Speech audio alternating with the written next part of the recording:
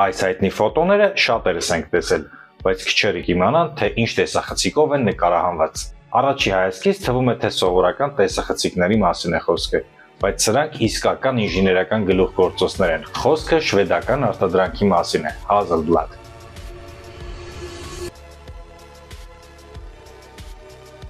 Հենց Hasselblad-ի 500C մոդելն էր, որն ուղարկվեց տիեզերք, ոչ թե պատահաբար, այլ որովհետև դրա հուսալիությունը, սուր պատկերն ու դիմացկունությունը անցել էին բոլոր փորձարկումները։ Հենց այս տեսախցիկը ֆիքսեց այն պահը, երբ Նեյլ Ամսթրոնգը դարձավ առաջին մարդը լուսնի վրա։ Իհարկե ՆԱՍԱ-ն հատուկ փոփոխություններ էր արել։ Մարմնի վրա գցել էր շարժիչային բռնակ, սևներ էր օգտագործել շողի նվազեցման համար։ Hasselblad 500C-ից մի քանի հատ էր ուղարկվել տիեզերք, բայց նաև մնացել են երկրի վրա,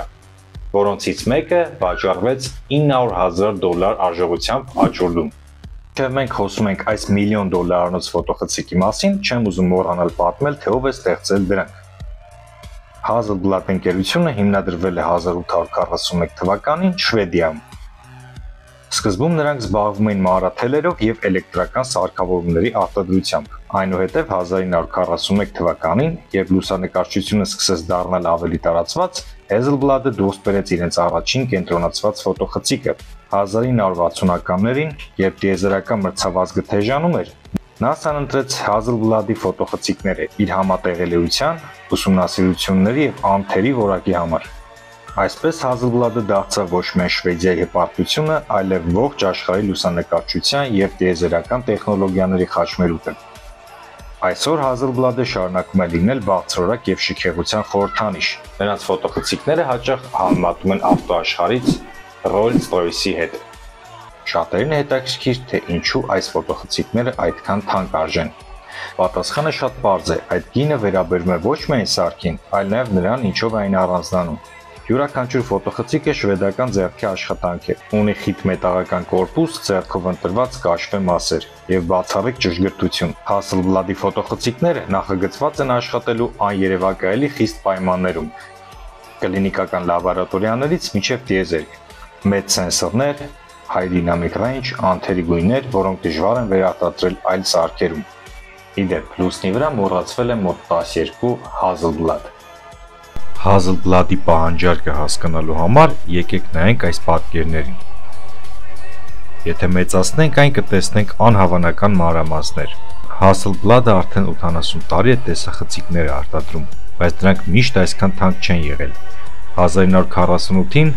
առաջին սպառողական տեսախցիկը արժեր մոտ $500, ինչը այսօր կլինի մոտ $5,900 գնաճի հաշվառմամբ։ Բայց երբ ընկերությունը անցավ թվային տեխնոլոգիայի, գինը ուղղակի պայթեց։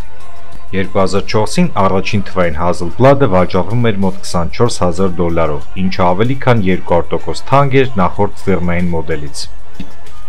Hasselblad-ի բարձրակարգ տեսախցիկները բաղկացած են 3 հիմնական մասից։ Թվային բլոկ սենսորը, հիմնական մարմին, body եւ օբյեկտիվ lens։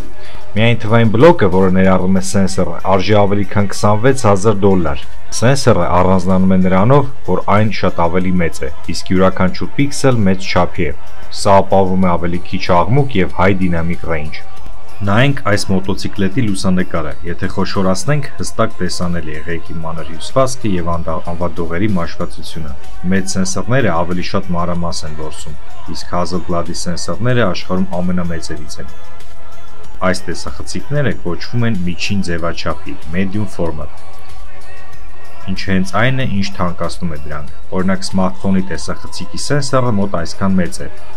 Sony i7R պրոֆեսիոնալ տեսախցիկի սենսորը շատ ավելի մեծ է, բայց դեռ շատ փոքր է Hasselblad-ի համեմատ։ Երբ միջին ձևաչափ անցավ ֆիլմից դեպի թվային սենսորների, գները սարսափելի բարձրացան եւ ողջ համակարգը դարձավ շատ նեղ մասնագիտացված։ Հետաքրքիր է, որ Hasselblad-ի սենսորները արտադրում է Sony, բայց Hasselblad-ն ունի իր սեփական գունային կալիբրացիայի process-ը։ Սա կարևոր է հատկապես մաշկի երանգների կամ արվեստի վերարտադրության ժամանակ, երբ անհրաժեշտ է, որ իրական գույները ճիշտ փոխանցվեն լուսանկարում։ Medium ձևաչափի տեսախցիկները հիմնականում օգտագործվում են արտադրանքի լուսանկարչության, նորաձևության եւ արվեստի վերարտադրության մեջ։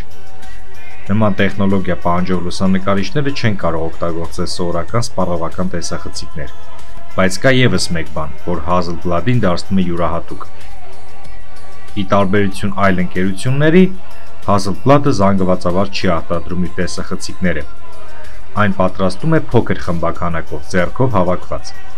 Դա մասամբ պայմանավորված է նրանով, որ Hasselblad-ը շատ քիչ տեսախցիկներ է արտադրում։ 2018 թվականի The Verge-ի հրապարակման Hasselblad-ը տարեկան արտադրում 10,000-ից պակաս տեսախցիկ։ Օրինակ, Canon-ը միլիոնավոր տեսախցիկներ է պատրաստում տարեկան, բայց սա նաև նշանակում է, որ յուրաքանչյուր Hasselblad տեսախցիկ անցնում է խիստ որակային ստուգում։ Արտադրությունում աշխատում են մարդիկ, որոնք այստեղ են ավելի քան 30 տարի, եւ կան մասեր, որոնք հավաքում են միայն մեկ մարդ։ Հավաքման գործընթացը կատարվում է Շվեդիայում, Գյոթեբորգ քաղաքում։ Իդեպ վերջի տարիներին բուն սպառողական շուկան է սկսում հետաքրքրել Hasselblad-ին։ Այն սկսել է արտադրել համեմատաբար մատչելի, մոտ $6,000 մոդելներ փոքր սենսորներով։ Բայց այս գնային մրցակցությունը շատ հետաքրքիր է։ Օրինակ Sony Alpha 1 տեսախցիկն արժե մոտ այդքան, բայց կարող է նկարահանել 8K վիդեո եւ ունի շատ արագ ավտոֆոկուս։ Բաժանորդագրվեք իմ ալիքին եւ թողեք մեկնաբանություններ։